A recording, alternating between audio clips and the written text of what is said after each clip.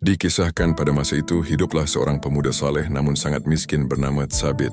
Suatu hari saat ia sedang berjalan di pinggiran sungai dalam keadaan lapar yang luar biasa, ia melihat sebuah apel merah ranum hanyut di air. Tanpa berpikir panjang karena dorongan rasa lapar, ia memungut apel itu dan memakannya satu gigitan.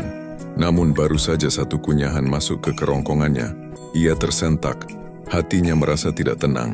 Ia bergumam, "Apel ini bukan milikku dan aku belum meminta izin kepada pemilik pohonnya. Bagaimana aku bisa mempertanggungjawabkan ini di hadapan Tuhan?" Tsabit segera menyusuri tepian sungai ke arah hulu untuk mencari pohon apel tersebut. Setelah berjalan cukup jauh, ia menemukan sebuah kebun apel yang luas. Ia pun menemui pemilik kebun itu dan menceritakan apa yang telah terjadi. "Tuan, saya telah memakan satu gigitan dari apel Anda yang hanyut di sungai. Saya datang untuk meminta keridaan Anda atau saya siap membayar harganya," kata Tsabit dengan tulus. Sang pemilik kebun, yang merupakan orang bijak, melihat kejujuran yang luar biasa pada pemuda ini, ia memutuskan untuk menguji Tsabit. "Aku tidak akan memaafkanmu kecuali jika kamu memenuhi satu syarat," ujar pemilik kebun. "Apa syaratnya, Tuan?" tanya Tsabit pasrah. "Kamu harus bekerja di kebunku selama 7 tahun tanpa gaji sebagai penebus satu gigitan apel itu." Tanpa membantah, Tsabit setuju. Ia bekerja dengan giat dan jujur selama 7 tahun penuh. Setelah 7 tahun berlalu, Tsabit berpamitan. Namun sang pemilik kebun berkata, "Tugasmu belum selesai. Aku akan memaafkanmu jika kamu mau menikahi putriku. Tapi ketahuilah, putriku itu buta, tuli, bisu, dan lumpuh."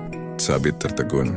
Namun demi mendapatkan keridhaan agar satu gigitan apel itu tidak menjadi beban di akhirat, ia menerima syarat berat tersebut.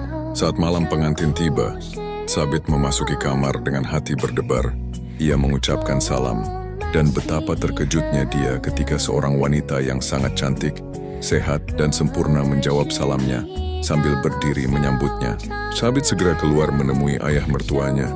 Mengira ia salah masuk kamar, sang ayah tersenyum dan menjelaskan, "Dia adalah putriku.